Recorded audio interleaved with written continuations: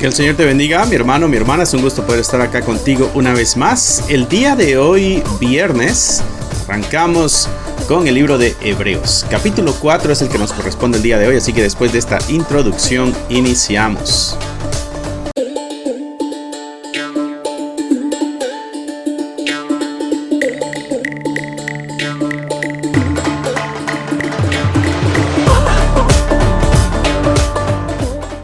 Que Dios te bendiga, mi hermano. Estamos acá en el libro de Hebreos, capítulo 3, es lo que nos corresponde el día de hoy. Así que espero que tengas tu Biblia a la mano, tu cuadernito de notas y todo lo que necesites para sacar el máximo provecho de lo que estaremos estudiando nosotros el día de hoy. Aquí tengo el capítulo 3 de Hebreos. Una especie de recordatorio para que sigamos el hilo de la carta de lo que el escritor nos está diciendo, ¿no? Versículo 16 del capítulo 3, para recordar un poco, dice: ¿Quiénes fueron los que habiendo oído le provocaron? ¿No fueron todos los que salieron de Egipto por mano de Moisés? ¿Y con quienes estuvo él disgustado 40 años? ¿No fue con los que pecaron, cuyos cuerpos cayeron en el desierto? Y aquí hay dos claves o principios que el escritor nos quiere dejar claro en nuestra mente. Y una es, habiendo escuchado, le provocaron. Escucharon la dirección, la voz de Dios, sin embargo, pecaron, ¿no? Provocaron. Dice: ¿y con quiénes estuvo disgustado 40 años? ¿Con quién estuvo molesto 40 años? Bueno, con los que pecaron. Y de ahí nos muestra el juicio. Hay un patrón aquí. Dios habló y el pueblo no escuchó, le provocaron y pecaron. Y la consecuencia es de que ellos murieron en el desierto. Hay un patrón que el escritor quiere dejarnos claro en nuestra mente. Dios habla. Nosotros respondemos a esa palabra que Él nos dijo, en obediencia o en desobediencia, y sea cual sea el camino que nosotros tomemos, va a haber una consecuencia. En este caso, el escritor está enfatizando en la consecuencia del pecado. Escuchamos, pero no obedecemos, provocamos, ¿no? Entonces, hay castigo, hay también en el pueblo un tiempo de disciplina. Con quien estuvo disgustado 40 años. En esos 40 años el pueblo también tenía la oportunidad de reconsiderar sus caminos. Recuerda que Dios es un Dios de gracia, de misericordia, de amor. Entonces hubieron 40 años para estas personas para que pudieran tomar la dirección de su vida en cuanto a la dirección que Dios les estaba mostrando. Sin embargo, nosotros ya sabemos la historia. Un pueblo rebelde y decidió hacer su santa voluntad, ¿no? Entonces, y el versículo 18 dice: y a quienes juró que no entrarían en su reposo, a los que desobedecieron. Entonces, ¿cuál es el mensaje que el escritor nos está dejando claro a nosotros? Estoy acá todavía en el capítulo 3, porque el capítulo 4 es la continuación, es un solo escrito. A veces nosotros nos perdemos las ideas por tener las divisiones de los capítulos y los versículos, pero es una sola idea, ¿no? Entonces Dios habló, el pueblo escuchó, pero desobedeció, provocaron a Dios a ira, tuvieron un tiempo de disciplina, 40 años, no recapacitaron, bueno, entonces no entran al reposo prometido, ¿no? Entonces así iniciamos ya nuestro capítulo 4 y el escritor dice: temamos pues. O sea que ya que vimos esta experiencia en el pasado, ya que vemos la respuesta de Dios al pecado, ya que vemos la humanidad en desobediencia y cómo Dios responde a esa desobediencia, entonces, ¿cuál debiera ser nuestra actitud ante la palabra de Dios y la respuesta de obediencia o desobediencia? Entonces, aprendiendo en cabeza ajena, nosotros deberíamos ser obedientes. Prácticamente lo que el escritor nos está diciendo de una forma muy sencilla. Y entonces dice: temamos pues nosotros, tengamos temor. No sea que permaneciendo aún la promesa de la eternidad todavía está vigente. Todavía está la promesa a lo que el escritor acá le llama entrar en su reposo. Dice: alguno de vosotros parezca no haberlo alcanzado. Parece que no has entrado en el reposo del Señor. En otras palabras, parece que no has tomado tu compromiso con el Señor en serio. parece que no eres salvo. Tratemos de traerlo a nuestras palabras. Dice, porque también a nosotros se nos ha anunciado la buena nueva como a ellos. O sea, no hay tal cosa de que nosotros tenemos otra... a nosotros no se nos anunció, a ellos se les anunció y ellos se rebelaron ante ese anuncio, provocaron a Dios y pecaron. Bueno, nosotros tenemos el anuncio. ¿Cuál es el anuncio? Las buenas nuevas. ¿Cuál es la buena nueva?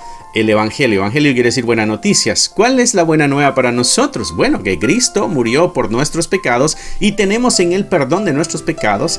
Podemos nosotros presentarnos ante Dios justificados por la sangre de nuestro Señor Jesucristo.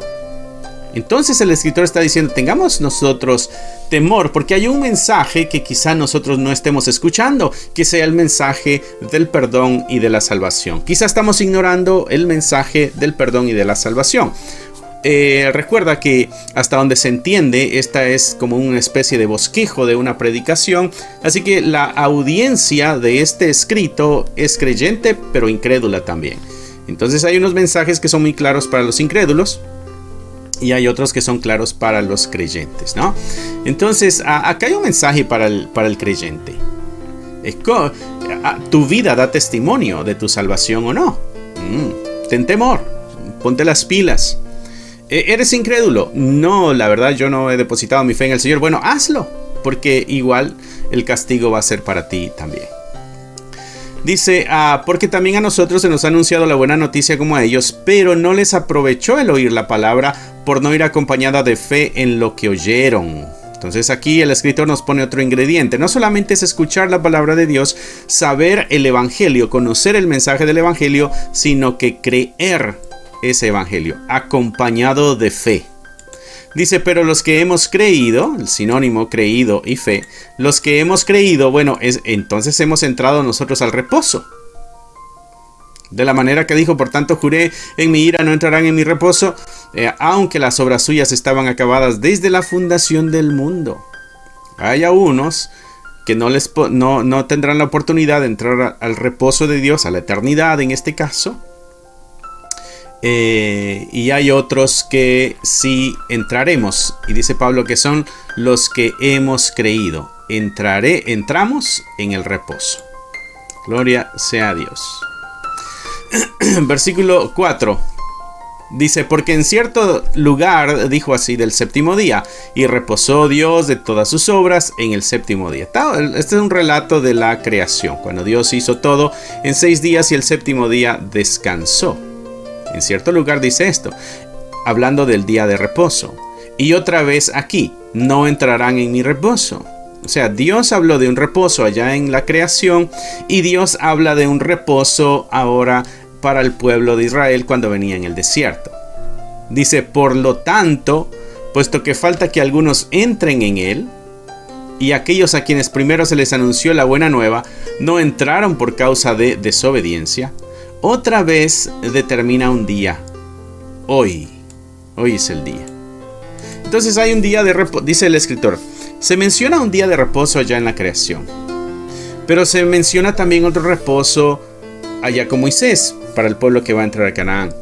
Pero también se nos menciona de otro reposo a nosotros aquí. Entonces el escritor nos está ayudando a entender de que el reposo al que se está refiriendo la escritura no es un descanso aquí en la tierra, no es un lugar aquí en la tierra donde podamos llamar nuestra tierra, nuestro país, así como ellos en el desierto iban hacia Canaán. No se trata de un área geográfica, entonces el reposo al que se nos está invitando es algo mayor. Ellos iban a una tierra donde iban a reposar de todo su trabajo, de toda su labor, de la esclavitud, pero era un símbolo nada más de un reposo mayor, ¿no? Recuerda la promesa que se le hizo a Abraham de que tendría una tierra, y de ahí la misma escritura dice, bueno, pero Abraham entendiendo que no se trataba de una ciudad acá en la tierra, sino de una celestial.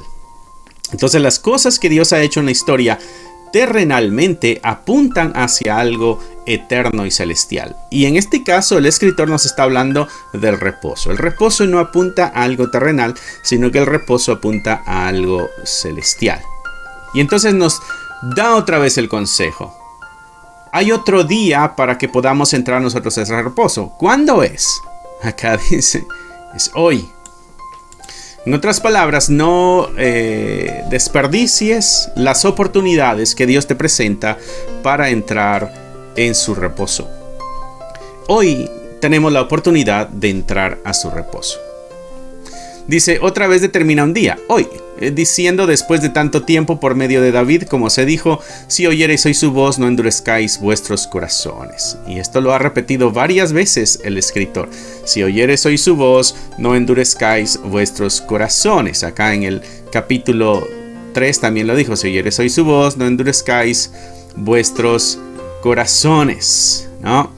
Si oyereis hoy su voz, no endurezcáis vuestros corazones. Viene una repetición de esa frase. Aquí otra vez no la va a volver a decir en el 7. Si oyereis hoy su voz, no endurezcáis vuestros corazones. Que este mensaje está siendo repetitivo en este escrito. Lo que quiere decir es de que el punto de esto es un corazón abierto para escuchar la palabra de Dios y obedecerla. Y se nos está enseñando a través de varios ejemplos. El ejemplo de los ángeles, el ejemplo del pueblo de Israel en el desierto, el ejemplo de Moisés. Y se nos pusieron varios ejemplos para ayudarnos a entender de que hay un mensaje que debemos escuchar, un mensaje que debemos obedecer y un corazón que no debemos endurecer. Dice versículo 3, pero los que hemos creído...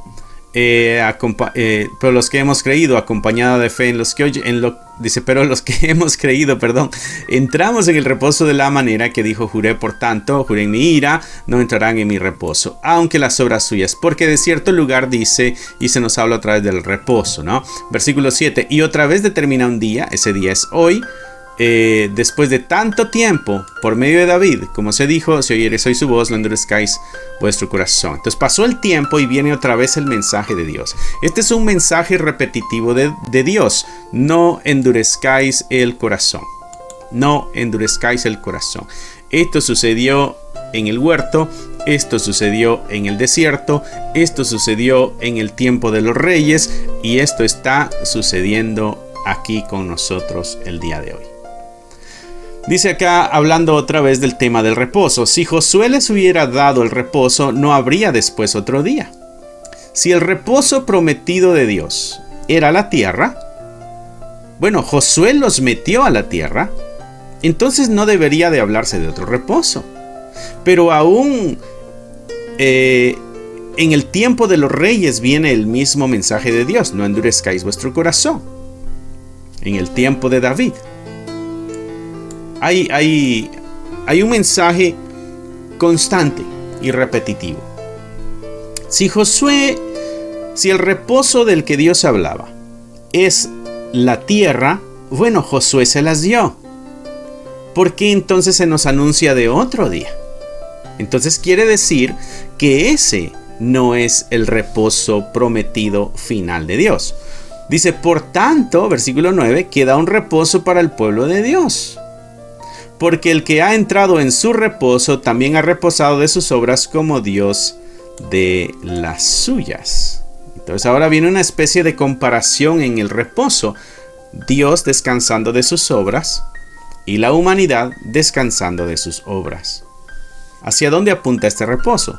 Procuremos pues entrar en aquel reposo para que ninguno caiga en semejante ejemplo de desobediencia. Porque la palabra de Dios es viva y es eficaz y es más cortante que toda espada de dos filos y penetra hasta partir el alma y el espíritu, las coyunturas y los tuétanos y discierne los pensamientos y las intenciones del corazón. Y entonces se nos presenta aquí el poder de esta palabra que se ha anunciado, la cual el que la escucha debe obedecer, debe escuchar y no debe endurecer su corazón para que esa palabra sea fructífera, ¿no? Dice, procuremos pues entrar en aquel reposo para que ninguno caiga en semejante ejemplo de desobediencia. ¿Cuál es ese ejemplo de desobediencia que debemos evitar? Bueno, de aquel pueblo que cayó en el desierto, aquel pueblo que murió en el desierto por desobediente, ¿no? ¿Por qué? Bueno, es que no hay excusa, dice el escritor. No hay excusa en cuanto a la palabra de Dios. ¿Por qué? Porque la palabra de Dios es viva. O sea, es algo constante, es algo permanente, es algo que hoy está. También esta palabra de Dios es eficaz, quiere decir que funciona, que hace aquello para lo cual fue enviada. No es algo inherente, no es algo inerte, perdón, no es algo que no tiene vida, no es algo que no funciona, no es algo que no sirve. No, la palabra de Dios está viva y la palabra de Dios es eficaz. Entonces, no hay excusa para el que escuchó la palabra de Dios que diga, no habló a mi vida, no habló a mi corazón, no entiendo, no veo por qué. No, es que el corazón duro no va a entender, pero el corazón que está abierto es un corazón que va a entender. ¿Por qué? Porque el corazón que está abierto recibe la palabra y esa palabra entrará y es una palabra que va a dar vida. ¿Por qué? Porque es una palabra que es eficaz. Además, esta palabra es como una espada de doble filo. ¿Sabes? Las espadas que usaban los soldados romanos en el tiempo que esto está siendo escrito, se está usando términos que la gente conoce. Usaban una espada corta. Deja ver una espada corta como un cuchillo, qué sé yo, bastante largo, ¿no? Obvio. Quizá no tan grande como un machete, quizá algo más pequeño, para la defensa personal, para la pelea de cuerpo a cuerpo, ¿no? Entonces ahí estaba esa espada que tenía filo de los dos lados, así que la espada cuando entrara iba a pasar cortando por donde pasara, porque de los dos lados tiene un filo. Entonces el escritor está tratando de ayudándonos a entender el poder de la palabra de Dios, que así como la espada en el cuerpo entra y no hay nada que detenga la fuerza de esa espada con la que va a entrar en un cuerpo en la pelea, de la misma manera la palabra de Dios entra en el ser humano y no hay nada que la detenga. La palabra de Dios es eficaz, entra al cuerpo así como entra una espada que tiene doble filo.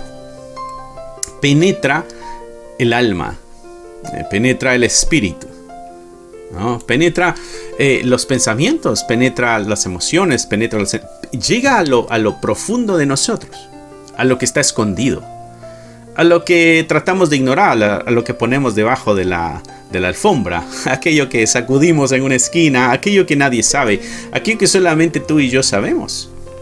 Hasta ese punto llega la palabra de Dios. Y llega y toca esas áreas donde necesita haber obediencia. ¿Recuerdas el fallo del pueblo? Escucharon, pero no obedecieron. Evitemos eso, dice el escritor. ¿Por qué? Porque nosotros hemos escuchado el mensaje también. Ok, bueno, entonces nosotros no caigamos en ese ejemplo de desobediencia. Escuchemos la palabra y respondamos con obediencia a esa palabra. ¿Por qué? Porque esa palabra ha entrado a nosotros. No podemos negar la eficacia de la palabra de Dios. Ha llegado hasta lo más profundo de nosotros. De ahí hace otro ejemplo. Así como la espada que va cortando coyunturas y el tuétano es lo que está dentro del hueso, o sea que quiere decir que penetra hasta las partes más duras y más profundas del ser.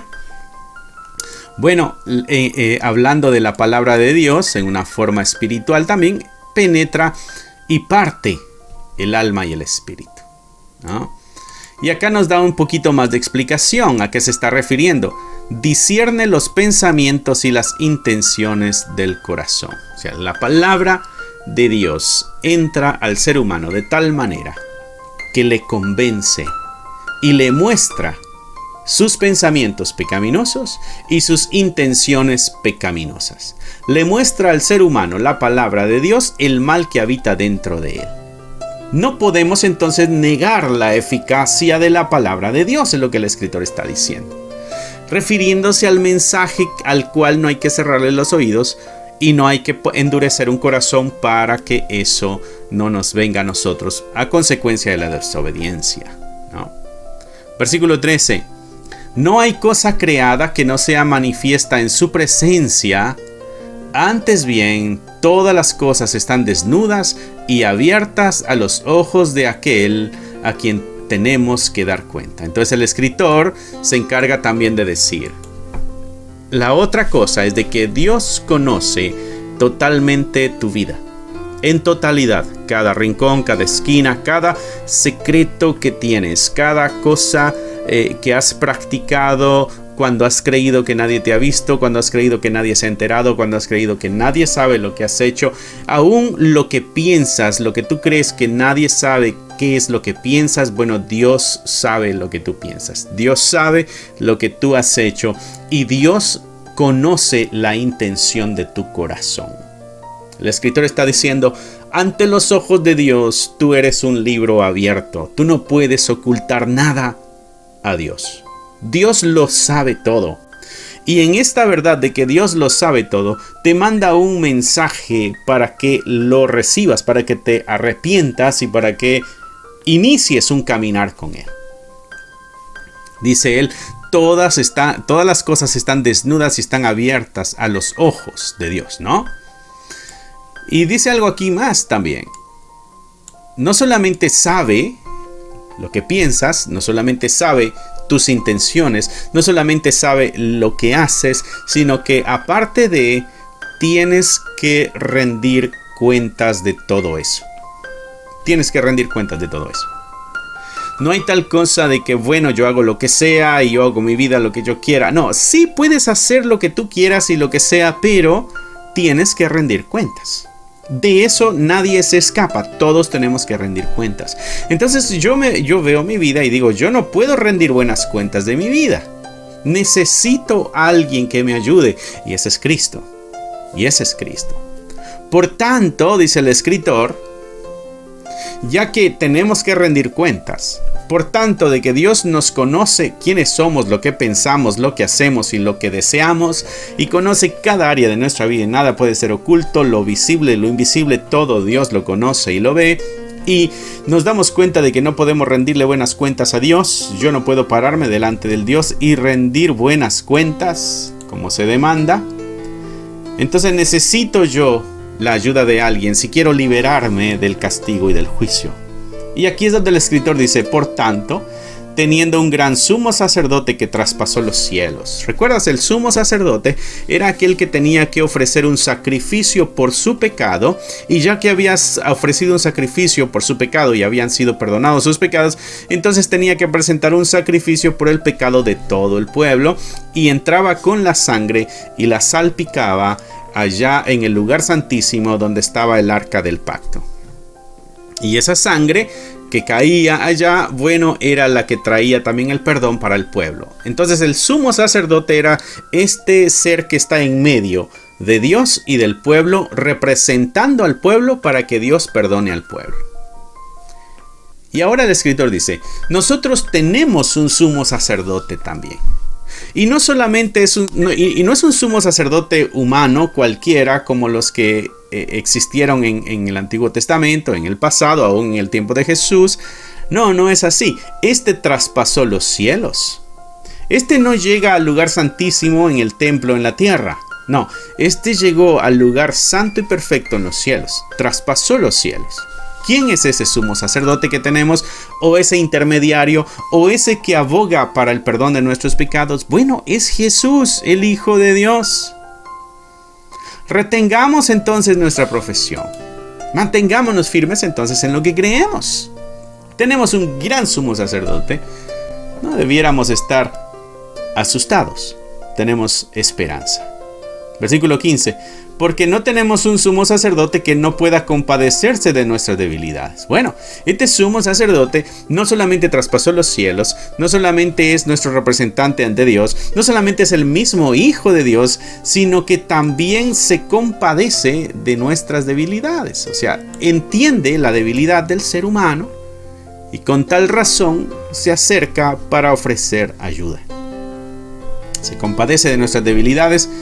Dice, sino uno que fue tentado en todo según nuestra semejanza, pero sin pecado. Es alguien que nos entiende porque también vivió las tentaciones. Cristo fue tentado, así como tú y yo somos tentados. La gran diferencia es de que Él nunca cedió a las tentaciones. Él nunca pecó. Por eso es el sacrificio perfecto para el pecado, ¿no? Dice versículo 16, acerquémonos pues entonces confiadamente al trono de gracia. ¿Por qué? ¿Cómo puedo acercarme yo con mucha confianza al trono de gracia? Hablando del lugar donde está sentado el rey, que es el que va a traer juicio. Bueno, podemos acercarnos con confianza porque tenemos a alguien que nos representa, que es el mismo Hijo de Dios, el que aún conociendo nuestras debilidades, se compadeció de nosotros. Tomando eso en cuenta, el escritor dice, entonces, ¿qué es lo que te detiene de acercarte al Señor? Mi hermano, ¿qué es lo que te detiene de tomar un compromiso de vida con el Señor? ¿Qué es lo que te detiene? ¿Qué es lo que es miedo de pronto? ¿Crees que va a haber un juicio si tú te acercas? El escritor dice, no, acércate confiadamente al trono de gracia. Gracia es aquello que no merecemos, pero ahí podemos alcanzar nosotros misericordia y podemos hallar gracia para el socorro que necesitemos. Y tú y yo necesitamos ayuda. ¿Dónde la encontramos? En ese trono. Ahí hay misericordia y ahí hay gracia. Entonces puedo entrar confiadamente, porque tengo a alguien que me representa, que es perfecto. Gloria sea a Dios. El libro de Hebreos nos muestra a Jesucristo por encima de la función de los sumos sacerdotes del antiguo pacto. ¿Por qué? Porque el Señor es superior a todo. Y cada una de esas cosas apuntaba hacia alguien. Por eso Pablo dice que era sombra de lo que había de venir. Era sombra. Moisés, como el gran libertador, como el profeta, como el que va guiando al pueblo en el desierto, era sombra de Jesús para nosotros. En este caso, hablando de la función del sumo sacerdote, era sombra de Jesús, que iba a hacer la función de sumo sacerdote. Los reyes, en el tiempo de los reyes, en el tiempo de David, todo eso era sombra del rey que tendremos nosotros, o tenemos en Cristo, pero que tendremos gobernando por 1000 años acá en la tierra. Todo apunta a Jesucristo. Por eso le llamamos Antiguo Testamento a lo pasado, porque ahora estamos en un Nuevo Testamento, en un nuevo pacto con Dios. Entonces, el último consejo, mi hermano, con el que te dejo después de este estudio es: acércate con confianza, porque tienes abiertas las puertas gracias al sumo sacerdote que es Jesús, el Hijo de Dios. Espero que el Señor haya hablado a tu vida, mi hermano. Es gratificante siempre poder acercarnos y retomar estas verdades, reafirmarnos en el camino de la fe, poder ver el tremendo amor y la gracia de Dios para con cada uno de nosotros. Nos ha mostrado gran amor y gran misericordia el Señor a través del tan tremendo sacrificio. No desaprovechemos la oportunidad, es lo que el escritor nos dice. Así que, mi hermano, que Dios te bendiga, que Dios te guarde. Es un gusto poder estar acá contigo. Siempre cierra tus ojos, inclina tu rostro y nos vamos a despedir con una oración. Amantísimo Señor, te damos gracias una vez más por tu palabra, por recordarnos de que tenemos la libertad para acercarnos con confianza al trono de gracia. Te queremos dar gracias porque fue tu sacrificio, fue tu fidelidad y tu amor los que abrieron la puerta para que pudiéramos entrar nosotros. Gracias porque vas caminando delante de nosotros, abriendo el camino. Y podemos así confiadamente entrar, porque eres tú el que nos representa. Padre, bendice a cada uno de los que están viéndonos a través de esta pantalla. Te pido que sigas hablando a sus corazones, a sus vidas, y que cada uno de los mensajes que tu palabra nos muestra se conviertan en algo vivo en sus vidas. Sigue hablándonos a través de tu palabra cada vez que la abramos, Señor, pero danos aún más. Ayúdanos también a obedecerla, a creerla y a obedecerla. Te lo pedimos en el nombre de Cristo Jesús. Amén, amén y amén. Que Dios te bendiga, que Dios te guarde, mi hermano, y espero que tengas un fin de semana bendecido. Ya hoy es viernes. Y confiando en que el Señor seguirá caminando con nosotros, nos ha sostenido durante esta semana, confiamos que nos sostendrá durante el fin de semana y confiamos que nos sostendrá por la siguiente semana y así confiamos que nos sostendrá por muchos días. Si estamos en sus manos, podemos vivir confiados. Dios te bendiga, que Dios te guarde y nos vemos. Bye. Si te gustaría obtener alguno de estos devocionales, libros de estudio o libros para colorear, encontrarás un enlace en la descripción del video que te llevará a la página de Amazon para adquirirlos. Si aún no te has inscrito en el canal, te animo a que lo hagas para no perderte ninguno de los videos que estamos subiendo. Gracias por esperar hasta aquí. Que nuestro Señor te bendiga y nos vemos pronto.